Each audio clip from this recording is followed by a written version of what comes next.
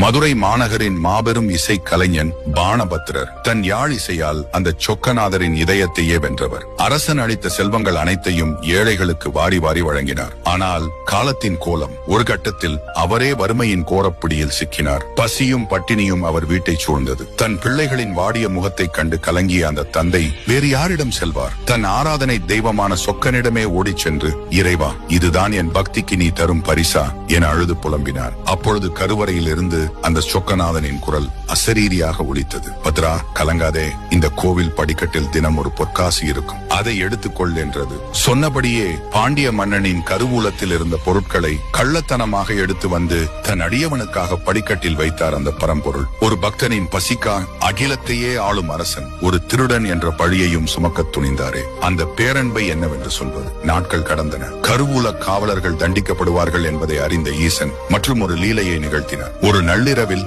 பாணபத்திரரின் கனவில் தோன்றிய சொக்கநாதர், பத்ரா, இனி பாண்டியன் கருவூலத்தை தொட வேண்டாம். இதோ உனக்காக நானே கையால் எழுதிய சிபாரிசு கடிதம் தருகிறேன். இதை எடுத்துக்கொண்டு சேரநாடு செல். என் பக்தன் சேரமான் பெருமாள் உனக்கு வேண்டியதை தருவான் என்று கூறி மறைந்தார். பாணபத்திரர் திடுக்கிட்டு எழுந்தபோது அங்கே ஒரு அதிசயம். அவர் தலைமாட்டில் ஒரு திரைச்சிலை. அதில் மதிமலி புரிசை மாடக்கூடல் பதிமிசை நிலவும் பரஞ்சோதி என்று தொடங்கிய ஈசனே தன் கைப்பட எழுதிய அந்த புனிதமான திருமுகம் இருந்தது. அந்த திருமுகத்தை தன் கண்ணில் ஒற்றிக்கொண்டு பாணபத்திரர் சேரநாடு சென்றார். அங்கே அடியவனின் வரவைச் சேர மன்னனுக்கு கனவிலேயே உணர்த்தினார் இறைவன். செய்தி அறிந்த மன்னன் ஓடோடி வந்தான். அங்கே இறைவனின் கடிதத்தை கையில் வாங்கிய சேர மன்னனின் கைகள் நடுங்கின, கண்கள் அருவியென குளமாயின. அகிலாண்ட கோடி பிரம்மாண்ட நாயகன், அநாதை ரட்சகன், என் சொக்கநாதனே எனக்காக கடிதம் எழுதினாரா? சேரமானே கேள் என்று என் பெயரை குறிப்பிட்டு எனக்கு ஆணையிட்டாரா என்று விம்மி விம்மி அழுத மன்னன் அந்த கடிதத்தை தன் தலைமையில் வைத்துக் கொண்டு பித்து பிடித்தவன் போல் கூத்தாடினான். தன் அரசாங்கத்தையே பாணபத்திரரிடம் ஒப்படைக்க துடித்தான் மன்னன். ஆனால்